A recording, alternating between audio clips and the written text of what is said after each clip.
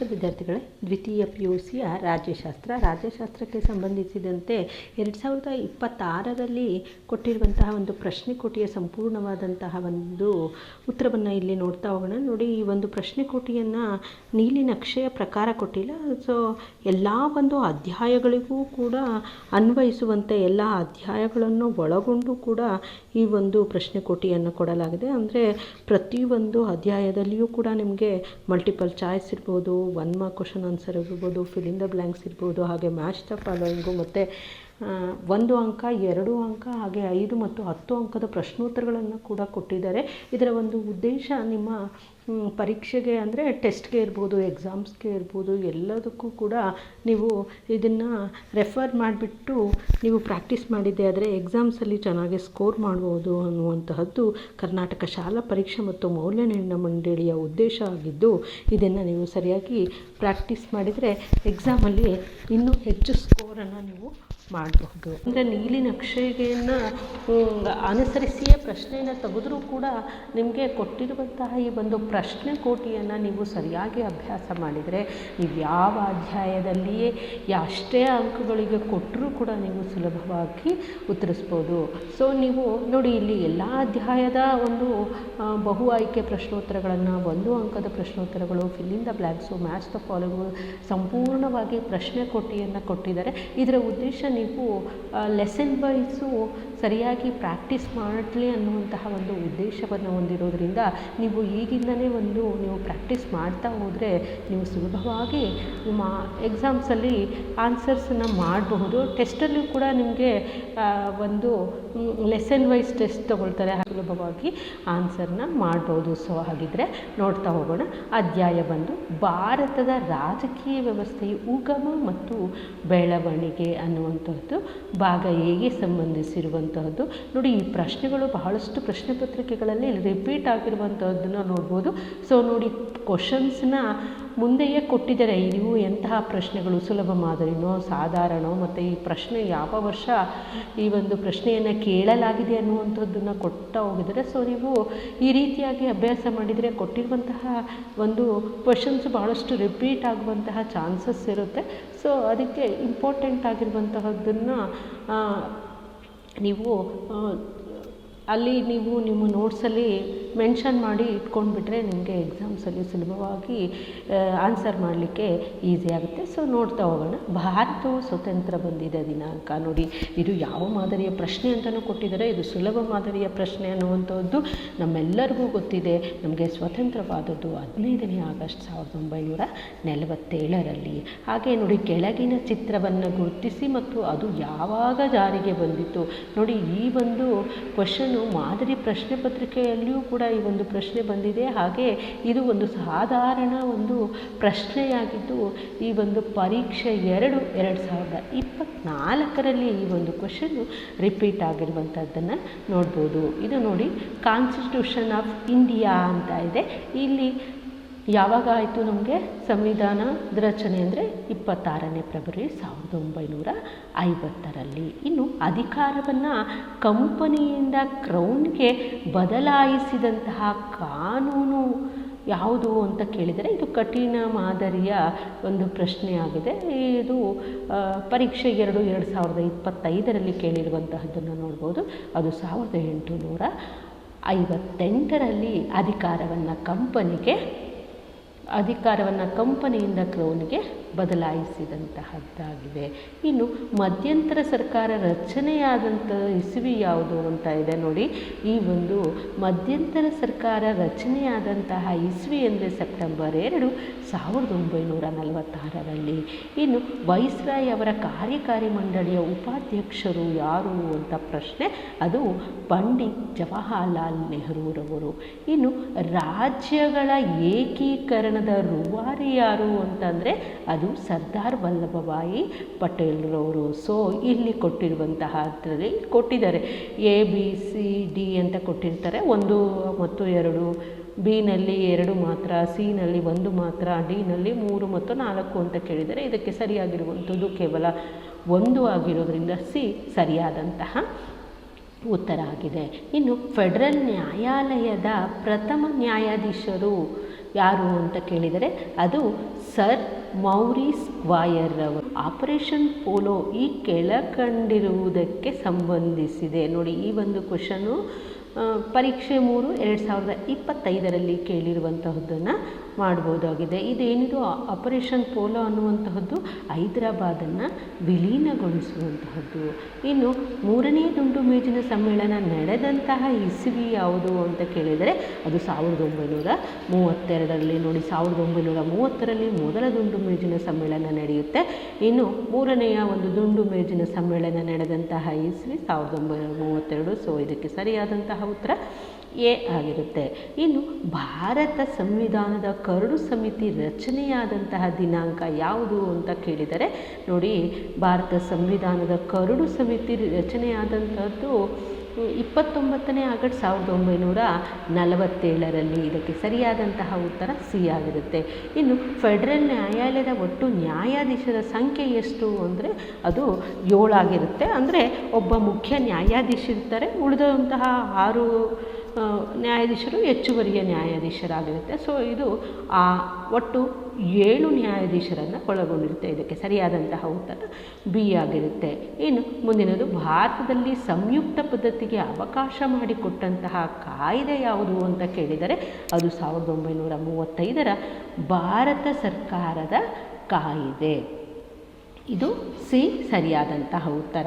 ಇಷ್ಟು ನಿಮ್ಮ ಬಹು ಆಯ್ಕೆಯ ಪ್ರಶ್ನೋತ್ತರಗಳಾದರೆ ಇನ್ನು ಫಿಲ್ ಇನ್ ದ ಬ್ಲ್ಯಾಂಕ್ಸ್ಗೆ ಸಂಬಂಧಿಸಿದಂತೆ 1ನೇ ಅಧ್ಯಾಯಕ್ಕೆ ಸಂಬಂಧಿಸಿದಂತೆ ಕೇಳಬಹುದಾದಂತಹ ಫಿಲ್ ಇನ್ ದ ಬ್ಲ್ಯಾಂಕ್ಸ್ ಯಾವ ರೀತಿಯಾಗಿ ಕೇಳ್ತಾರೆ ಅನ್ನುವಂಥದ್ದನ್ನು ನೋಡ್ತಾ ಹೋಗೋಣ. ನೋಡಿ, ಮೊದಲನೇದಾಗಿ ಡ್ಯಾಶನ್ನು ದ್ವಿಸರ್ಕಾರಿ ವ್ಯವಸ್ಥೆ ಅಂತ ಹೇಳ್ಬಿಟ್ಟು ಕರೀತಾರೆ, ಅಂದರೆ ಡಯಾರ್ಕಿ.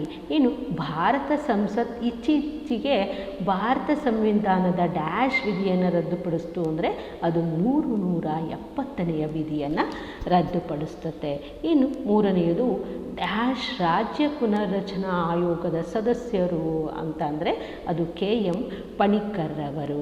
ಇನ್ನು 4ನೇದು ಡ್ಯಾಶ್ ರಾಜ್ಯವು 2014 ನೂತನವಾಗಿ ರಚನೆಯಾಯಿತು ಅಂತಂದರೆ ಯಾವುದು ರಚನೆ ಆಯಿತು ಅಂತಂದರೆ ಅದು ತೆಲಂಗಾಣ ರಾಜ್ಯ.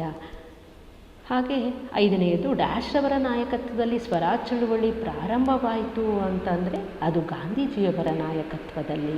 ಇನ್ನು ಪಂಜಾಬನ್ನು ಡ್ಯಾಶ್ರಲ್ಲಿ ವಿಭಜಿಸಲಾಯಿತು ಅಂತಂದರೆ ಅದು 1966 ಪಂಜಾಬನ್ನು ವಿಭಜಿಸಲಾಗುತ್ತೆ. ಇನ್ನು ಡ್ಯಾಶ್ವನ್ನು ಜಗತ್ತಿನ ಅತ್ಯಂತ ಬೃಹತ್ ಪ್ರಜಾಸತ್ತಾತ್ಮಕ ರಾಷ್ಟ್ರ ಅಂತ ಹೇಳ್ಬಿಟ್ಟು ಕರೆಯಲಾಗುತ್ತೆ. ನೋಡಿ, ಇವೆಲ್ಲ ಫಿಲ್ ಇನ್ ದ ಬ್ಲ್ಯಾಂಕ್ಸನ್ನು ಯಾವ್ಯಾವ ವರ್ಷವೂ ಕೂಡ ಕೇಳಿದ್ದಾರೆ ಅನ್ನುವಂಥದ್ದನ್ನು ನೋಡ್ಬೋದು. ನೋಡಿ, ಅದನ್ನು ಪರೀಕ್ಷೆ 2004 ಕೇಳಿರುವಂಥದ್ದನ್ನು ನೋಡ್ಬೋದು. ನೋಡಿ, ಬೃಹತ್ತಾಗಿರುವಂತಹ ಪ್ರಜಾಸತ್ತಾತ್ಮಕ ರಾಷ್ಟ್ರ, ಇಡೀ ಜಗತ್ತಿನಲ್ಲೇ ಅತ್ಯಂತ ಬೃಹತ್ತಾಗಿರುವಂತಹ ಪ್ರಜಾಸತ್ತಾತ್ಮಕ ರಾಷ್ಟ್ರ ಅಂದರೆ ಅದು ನಮ್ಮ ಭಾರತ ದೇಶ. 2ನೇಯದು ಡ್ಯಾಶ್ ರವರು ಭಾರತ ರಾಷ್ಟ್ರೀಯ ಕಾಂಗ್ರೆಸ್ನ ಸ್ಥಾಪಕರು ಅಂತಂದರೆ ಅದು A.O. ಹ್ಯೂಮ್ರವರು. ಹಾಗೆ ಡ್ಯಾಶರಲ್ಲಿ ಪೂನಾ ಒಪ್ಪಂದವಾಗುತ್ತೆ ಅಂದರೆ ಅದು 1932 ಪೂನಾ ಒಪ್ಪಂದ ಆಗುತ್ತೆ.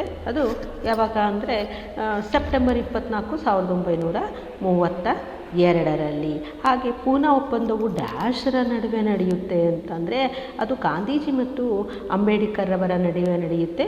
ಅದು ಸೆಪ್ಟೆಂಬರ್ 24, 1932.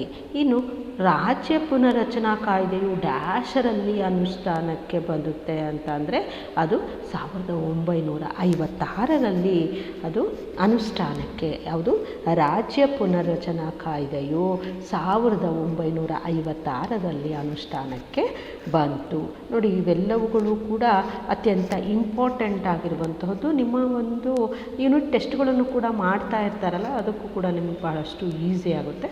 ಸೊ ಮುಂದಿನದು ಹೊಂದಿಸಿ ಬರೆಯಿರಿಯನ್ನು ನೋಡ್ತಾ ಹೋಗೋಣ. ನೋಡಿ, ಈ ಒಂದು ಹೊಂದಿಸಿ ಬರೆಯಿರನ್ನು ಕೊಟ್ಟಿರುವಂತಹದ್ದು ಪರೀಕ್ಷೆ 1/2024 1 ಅಂಕದ ಪ್ರಶ್ನೆಗಳಿಗೆ ಈ ಒಂದು ಮ್ಯಾಚ್ ದ ಫಾಲೋಯಿಂಗನ್ನು ಕೊಟ್ಟಿದ್ದರು ಅಂತ ಇದೆ. ಇನ್ನು ಹೊಂದಿಸಿ ಬರೆಯಿರನ್ನು ನೋಡ್ತಾ ಹೋಗೋಣ. ಭಾರತೀಯ ರಾಷ್ಟ್ರೀಯ ಕಾಂಗ್ರೆಸ್ ಸ್ಥಾಪನೆಯಾಗಿದ್ದು 1885. ಹಾಗೆ ಗಡಿ ಆಯೋಗದ ಅಧ್ಯಕ್ಷರು ಯಾರಾಗಿದ್ದರು ಅಂದರೆ ಸರ್ ಸಿರಿಲ್ ರ್ಯಾಟ್ಕ್ಲಿಫ್ ರವರು. ಹಾಗೆ ಭಾರತದ ಉಕ್ಕಿನ ಮನುಷ್ಯ ಅಂತ ಹೇಳಿಬಿಟ್ಟು ಯಾರಿಗೆ ಕರೆಯಲಾಗುತ್ತೆ ಅಂದರೆ ಅದು ಸರ್ದಾರ್ ವಲ್ಲಭಭಾಯಿ ಪಟೇಲ್ ರವರಿಗೆ ಕರೆಯಲಾಗುತ್ತೆ. ಇನ್ನು ಬಾಂಬೆ ವಿಭಜನೆ ಆಗಿದ್ದು ಯಾವಾಗ ಅಂದರೆ ಅದು 1960ರಲ್ಲಿ. ಇನ್ನು ಪ್ರಥಮ ಲೋಕಸಭಾ ಸ್ಪೀಕರ್ ಯಾರು ಅಂದರೆ G.V. ಮಾಳವಂಕರ್ ಅವರು. ಹಾಗೆ ಇನ್ನು 1 ಅಂಕದ ಪ್ರಶ್ನೋತ್ತರಗಳನ್ನು ನಾವು ನೋಡ್ತಾ ಹೋಗೋಣ. ನೋಡಿ, ಇವು 1 ಅಂಕದ ಪ್ರಶ್ನೆಗಳಾಗಿರುತ್ತೆ. ಈ 1 ಅಂಕದ ಪ್ರಶ್ನೋತ್ತರಗಳನ್ನು ಸಂಪೂರ್ಣವಾಗಿ ಕೊಡ್ತಾ ಹೋಗಿದ್ದೇನೆ, ಅವುಗಳನ್ನು ಗಮನಿಸಿ. ಪ್ರಶ್ನೆ ಕೋಟಿಯಲ್ಲಿ ಕೇಳಿರುವಂತಹ 1 ಅಂಕದ ಪ್ರಶ್ನೋತ್ತರಗಳಿದೆ ನೋಡಿ. ಶಾಸನಾತ್ಮಕ ಆಯೋಗವನ್ನು ಏಕೆ ರಚಿಸಲಾಯಿತು? ಈ ಒಂದು ಪ್ರಶ್ನೆ ಸಾಧಾರಣದ್ದು. ಈ ಒಂದು ಪ್ರಶ್ನೆಯನ್ನು ಪರೀಕ್ಷೆ 3/2024ರಲ್ಲಿ ಕೇಳಿರುವಂತಹದ್ದನ್ನು ನೋಡ್ಬೋದು. ನೋಡಿ, ಶಾಸನಾತ್ಮಕ ಆಯೋಗವನ್ನು ಏಕೆ ರಚಿಸಲಾಯಿತು? ಅದು ಯಾವಾಗ ಅಂದರೆ 1919ರ ಕಾಯ್ದೆಯ ಬಗ್ಗೆ ವಿಮರ್ಶಿಸಲು ಹಾಗೂ ಡಯಾರ್ಕಿಯ ಕಾರ್ಯವೈಖರಿಯ ಬಗ್ಗೆ ವರದಿಯನ್ನು ನೀಡಲು ಶಾಸನಾತ್ಮಕ ಆಯೋಗವನ್ನು ರಚಿಸಲಾಯಿತು. ಇನ್ನು 2ನೇದು 1935ರ ಭಾರತ ಸರ್ಕಾರದ ಕಾಯ್ದೆಯ ಒಂದು ಪ್ರಮುಖ ಮುಖ್ಯಾಂಶವನ್ನು ಬರೆಯಿರಿ ಅಂತ ಕೇಳಿದರೆ ಇದು ಸಂಯುಕ್ತ ಸರ್ಕಾರ ಪದ್ಧತಿ ಮತ್ತು ಅಧಿಕಾರ ವಿಭಜನೆ. ಅದು 1935ರ ಭಾರತ ಸ್ವತಂತ್ರ ಕಾಯ್ದೆಯ ಮುಖ್ಯಾಂಶಗಳಾಗಿವೆ. ಇನ್ನು 3ನೇದು 1947ರ ಭಾರತ ಸ್ವತಂತ್ರ ಕಾಯ್ದೆಯ ಒಂದು ಪ್ರಮುಖ ಮುಖ್ಯಾಂಶವನ್ನು ಬರೆಯಿರಿ ಅಂತ ಕೇಳಿದ್ದಾರೆ. ಏನು ಮುಖ್ಯಾಂಶ? 15ನೇ ಆಗಸ್ಟ್ 1947ರಂದು ಭಾರತ ಮತ್ತು ಪಾಕಿಸ್ತಾನ ಎಂಬ 2 ಸ್ವಾತಂತ್ರ್ಯ ಡೊಮಿನೈನ್ಗಳನ್ನು ಸ್ಥಾಪಿಸಿ ಈ ಕಾಯ್ದೆಯ ಅವಕಾಶವನ್ನು ನೀಡಿತು. ಇನ್ನು ಯಾವ ಸಭೆಯು ಮಧ್ಯಂತರ ಸರ್ಕಾರವನ್ನು ರಚಿಸಿತು ಅಂತಂದರೆ ರಾಜ್ಯಾಂಗ ಮತ್ತು ರಚನಾ ಸಭೆಯು ರಾಜ್ಯಾಂಗ ರಚನಾ ಸಭೆಯ ಮಧ್ಯಂತರ ಸರ್ಕಾರವನ್ನು ರಚಿಸಿತು. ಯಾವುದು? ರಾಜ್ಯಾಂಗ ರಚನಾ ಸಭೆಯು ಮಧ್ಯಂತರ ಸರ್ಕಾರವನ್ನು ರಚಿಸಿತು. ಪ್ರಥಮ ಸಾರ್ವತ್ರಿಕ ಚುನಾವಣೆಯು ಯಾವಾಗ ನಡೆಯಿತು ಅಂತ ಕೇಳಿದರೆ ಅದು ಅಕ್ಟೋಬರ್ 1951ರಿಂದ ಫೆಬ್ರವರಿ 1952ರವರೆಗೆ ಪ್ರಥಮ ಸಾರ್ವತ್ರಿಕ ಚುನಾವಣೆ ನಡೆಯುತ್ತೆ. ಇನ್ನು ರಾಜ್ಯ ಪುನರ್ರಚನಾ ಆಯೋಗವನ್ನು ಯಾವಾಗ ರಚಿಸಲಾಯಿತು ಅಂದರೆ ಅದು 1953ರಲ್ಲಿ ರಾಜ್ಯ ಪುನರ್ರಚನಾ ಆಯೋಗವನ್ನು ರಚನೆ ಮಾಡಲಾಯಿತು. ಇನ್ನು ಯಾವ ರಾಜ್ಯವನ್ನು 2014ರಲ್ಲಿ ವಿಭಜಿಸಲಾಯಿತು ಅಂದರೆ ಆಂಧ್ರ ಪ್ರದೇಶವನ್ನು ಹೊಸ ರಾಜ್ಯ ತೆಲಂಗಾಣ ಅಂತ ಹೇಳ್ಬಿಟ್ಟು 2014ರಲ್ಲಿ ವಿಭಜಿಸಲಾಗುತ್ತೆ. ಇನ್ನು ಭಾಗ ಆಗೆ ಸಂಬಂಧಿಸಿದಂತೆ ಕೇಳಬಹುದಾದಂಥದ್ದು ಸ್ವಾತಂತ್ರ್ಯ ನಂತರ ಭಾರತ ಎದುರಿಸಿದ 2 ಸವಾಲುಗಳು ಯಾವುವು ಅಂತ ಕೇಳಿದರೆ ಅದು ದೇಶದ ವಿಭಜನೆ ಮತ್ತು ನಿರಾಶ್ರಿತರ ಸಮಸ್ಯೆ, ಹಾಗೆ ಸಂಸ್ಥಾನಗಳ ವಿಲೀನೀಕರಣ ಅನ್ನುವಂತಹದ್ದು ಸವಾಲಾಗಿ ಕಾಡ್ತವೆ. ಹಾಗೆ ಇನ್ನು ಭಾರತ ಸಂವಿಧಾನ ಉಲ್ಲೇಖಿಸಲ್ಪಟ್ಟಿರುವ ಸ್ವಾತಂತ್ರ್ಯ ಚಳವಳಿಯ 2 ಆದರ್ಶಗಳನ್ನು ತಿಳಿಸಿ ಅಂತ ಕೇಳಿದರೆ ಅದು ಪ್ರಜಾಪ್ರಭುತ್ವ ಮತ್ತು ಸಮಾನತೆ, ಸಾಮಾಜಿಕ ಬದಲಾವಣೆ ಮತ್ತು ರಾಷ್ಟ್ರೀಯತೆ. ಹಾಗೆ ಪೂನಾ ಒಪ್ಪಂದ ಯಾರ ನಡುವೆ ಮತ್ತು ಯಾವಾಗ ನಡೆಯಿತು ಅಂದರೆ ಈ ಒಂದು ಒಪ್ಪಂದವು ಮಹಾತ್ಮ ಗಾಂಧಿ ಮತ್ತು ದಲಿತ ನಾಯಕರಾದಂತಹ ಡಾಕ್ಟರ್ B.R. ಅಂಬೇಡ್ಕರ್ ರವರ ನಡುವೆ ನಡೆಯುತ್ತೆ.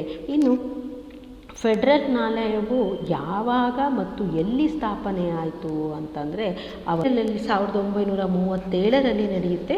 ಅದು ದೆಹಲಿಯಲ್ಲಿ ಸ್ಥಾಪನೆ ಆಯಿತು. ನೋಡಿ, ಈ ಒಂದು ಕ್ವಶನ್ನು ಪರೀಕ್ಷೆ 1/2025ರಲ್ಲಿ ಕೇಳಿರುವಂತಹದ್ದನ್ನು ನೋಡಬಹುದು.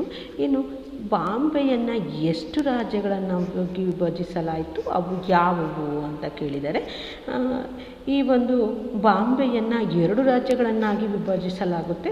ಅದು ಮಹಾರಾಷ್ಟ್ರ ಮತ್ತು ಗುಜರಾತ್. ಯಾವಾಗ ಅಂದರೆ ಅದು 1960ರಲ್ಲಿ. ಈ ಒಂದು ಕ್ವಶನ್ನು ಕೂಡ ಎಕ್ಸಾಮ್ ನಂಬರ್ 2 2024ರಲ್ಲಿ ಕೇಳಿರುವಂತಹದ್ದನ್ನು ನೋಡಬಹುದು. ಪಂಜಾಬನ್ನು ಎಷ್ಟು ರಾಜ್ಯಗಳನ್ನಾಗಿ ವಿಭಜಿಸಲಾಯಿತು, ಅವು ಯಾವುವು ಅಂತ ಇದೆ.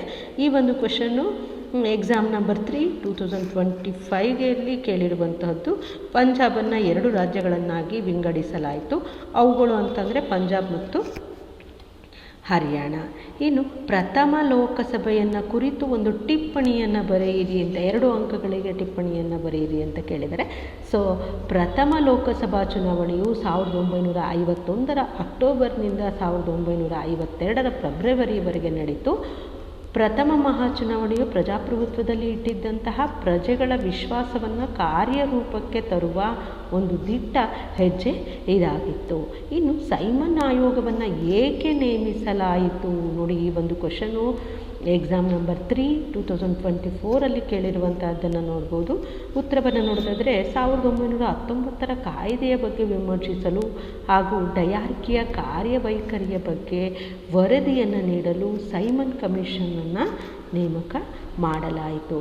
1935 ಭಾರತ ಸರ್ಕಾರದ ಕಾಯ್ದೆಯಲ್ಲಿ ಎಷ್ಟು ವಿಧಿಗಳು ಮತ್ತು ಶೆಡ್ಯೂಲ್ಗಳು ಇವೆ ನೋಡಿ, ಈ ಒಂದು ಕ್ವಶನು ಮಾರ್ಚ್ 2019 ಹಾಗೆ ಎಕ್ಸಾಮ್ ನಂಬರ್ 3 2024 ಕೇಳಿರುವಂಥದ್ದನ್ನು ನೋಡ್ಬೋದು. 1935 ಭಾರತ ಸರ್ಕಾರದ ಕಾಯ್ದೆಯಲ್ಲಿ ಎಷ್ಟು ವಿಧಿಗಳಿದೆ? 321 ವಿಧಿಗಳಿದೆ ಮತ್ತು ಎಷ್ಟು ಶೆಡ್ಯೂಲ್ಗಳಿದ್ದಾವೆ ಅಂದರೆ 10 ಶೆಡ್ಯೂಲ್ಗಳನ್ನು ಹೊಂದಿದೆ. ಇನ್ನು ಪ್ಯಾರಾಮೌಂಟ್ ಎಂದರೇನು ಅಂತ ಇದೆ.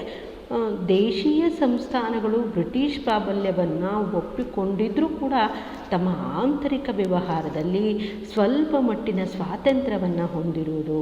ಇನ್ನು ಮೌಂಟ್ ಬ್ಯಾಟನ್ ಯೋಜನೆ ಎಂದರೇನು ಅಂತ ಇದೆ. ಮೌಂಟ್ ಬ್ಯಾಟನ್ ಯೋಜನೆ ಅನ್ನುವಂತಹದ್ದು ಜೂನ್ 3, 1947 ಬ್ರಿಟಿಷ್ ಭಾರತದ ಕೊನೆಯ ವೈಸ್ರಾಯಿ ಆದಂತಹ ಲಾರ್ಡ್ ಮೌಂಟ್ ಬ್ಯಾಟನ್ ಅವರು ಘೋಷಿಸಿದಂತಹ ಪ್ರಮುಖ ಪ್ರಸ್ತಾವನೆಯಾಗಿದೆ. ಇದು ಬ್ರಿಟಿಷ್ ಭಾರತವನ್ನು ಭಾರತ ಮತ್ತು ಪಾಕಿಸ್ತಾನ ಎಂಬ 2 ಸ್ವತಂತ್ರ ದೇಶಗಳಾಗಿ ವಿಭಜಿಸಿದ್ವು ಮತ್ತು ಬ್ರಿಟಿಷರಿಂದ ಭಾರತೀಯರಿಗೆ ಅಧಿಕಾರವನ್ನು ಹಸ್ತಾಂತರಿಸುವುದು ಈ ಯೋಜನೆಯ ಮುಖ್ಯ ಉದ್ದೇಶ ಆಗಿತ್ತು.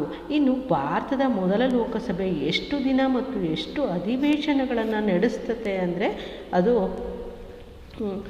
ಭಾರತದ ಮೊದಲ ಲೋಕಸಭೆ 17 ಏಪ್ರಿಲ್ 1952 ಹಿಡಿದು 4 ಏಪ್ರಿಲ್ 1957 ನಡೀತು. ಅದು 14 ಅಧಿವೇಶನಗಳನ್ನು ನಡೆಸಿತು. ಇನ್ನು ಭಾಷೆಯ ಆಧಾರದ ಮೇಲೆ ಪ್ರಥಮವಾಗಿ ರಚಿತವಾದಂತಹ ರಾಜ್ಯ ಯಾವುದು ಮತ್ತು ಯಾವಾಗ ಅಂತ ಕೇಳಿದರೆ, ಅದು ಆಂಧ್ರ ಪ್ರದೇಶ. 1953 ಪೊಟ್ಟಿ ಶ್ರೀರಾಮುಲುರವರ 58 ದಿವಸಗಳ ಆಮರಣಾಂತರ ಸತ್ಯಾಗ್ರಹದ ಒಂದು ಪ್ರತಿಫಲವಾಯಿತು. ಇತ್ತೀಚೆಗೆ ಯಾವ ರಾಜ್ಯ ರಚನೆ ಆಯಿತು ಮತ್ತು ಯಾವಾಗ ಅಂತ ಕೇಳಿದರೆ, ಭಾರತದ ಇತ್ತೀಚಿನ ಹೊಸ ರಾಜ್ಯ ತೆಲಂಗಾಣ. ಇದು ಜೂನ್ 2, 2014 ಆಂಧ್ರ ಪ್ರದೇಶ ರಾಜ್ಯವನ್ನು ವಿಭಜಿಸಿ ಭಾರತದ 29ನೇ ರಾಜ್ಯವನ್ನಾಗಿ ರಚನೆ ಮಾಡಲಾಯಿತು. ನೋಡಿ, 15ನೇ ಪ್ರಶ್ನೆ, ಕೆಳಗಿನ ಚಿತ್ರವನ್ನು ನೋಡಿ ಮತ್ತು ಅದರ ಅರ್ಥವನ್ನು ಬರೆಯಿರಿ ಅಂತ ಇದೆ. ಈ ಒಂದು ಕ್ವಶನು ಪರೀಕ್ಷೆ 3, 2024 ಕೇಳಿರುವಂತಹದ್ದನ್ನು ನೋಡಬಹುದು. ಇವು 2 ಅಂಕಗಳಿಗೆ ನೀವು ಬರೀಬೇಕಾಗಿರೋದ್ರಿಂದ ಅದನ್ನು ಯಾವ ರೀತಿಯಾಗಿ ಒಂದು ಟಿಪ್ಪಣಿಯ ರೂಪದಲ್ಲಿ ಬರೀಬೇಕಾಗುತ್ತೆ. ಇದು ಹೈದರಾಬಾದ್ ಪ್ರಾಂತ್ಯವನ್ನು ಭಾರತ ಒಕ್ಕೂಟ ವ್ಯವಸ್ಥೆಯಲ್ಲಿ ಸೇರಿಸಲು ಮಾಡಿದಂತಹ ಪೊಲೀಸ್ ಕಾರ್ಯಾಚರಣೆ ಇದಾಗಿದ್ದು, ಇದೇ ಆಪರೇಷನ್ ಪೋಲೋ ಅಂತ ಹೇಳ್ಬಿಟ್ಟು. ಹಾಗೆ ಇದರ ಉತ್ತರವನ್ನು ಕೊಡ್ತೇನೆ. ಇನ್ನು ಇನ್ಸ್ಟ್ರೂಮೆಂಟ್ ಆಫ್ ಆಕ್ಸೇಷನ್ ಅಂದರೆ ಏನು ಅಂತ ಕೇಳಿದ್ದಾರೆ. ಅಂದರೆ ಈ ಒಂದು ಪ್ರಶ್ನೆ ಸಾಧಾರಣದ ರೀತಿಯದ್ದಾಗಿರುತ್ತೆ. ಏಕೀಕರಣ ಪ್ರಕ್ರಿಯೆಯಲ್ಲಿ ಕೆಲವು ರಾಜ್ಯಗಳನ್ನು ಹೊರತುಪಡಿಸಿ ಉಳಿದೆಲ್ಲ ರಾಜ್ಯಗಳು ಭಾರತದ ಒಕ್ಕೂಟದಲ್ಲಿ ವಿಲೀನಗೊಳ್ಳಲು ಒಪ್ಪಂದಕ್ಕೆ ಸಹಿ ಹಾಕಿಸುವಂತಹ ಒಂದು ಪ್ರಕ್ರಿಯೆ ಇದಾಗಿತ್ತು. ಇಷ್ಟು ನಿಮ್ಮ ಪ್ರಶ್ನೆಕೋಟಿಯಲ್ಲಿ ಕೊಟ್ಟಿರುವಂತಹ ಬಹು ಆಯ್ಕೆ ಪ್ರಶ್ನೋತ್ತರಗಳು, fill in the blanks, match the following, ಹಾಗೆ 1 ಮತ್ತು 2 ಅಂಕದ ಪ್ರಶ್ನೋತ್ತರಗಳಾಗಿತ್ತು. ಇನ್ನು 5 ಮತ್ತು 10 ಅಂಕದ ಪ್ರಶ್ನೋತ್ತರಗಳನ್ನು ಮುಂದಿನ ವಿಡಿಯೋದಲ್ಲಿ ನೋಡೋಣ. ಧನ್ಯವಾದಗಳು.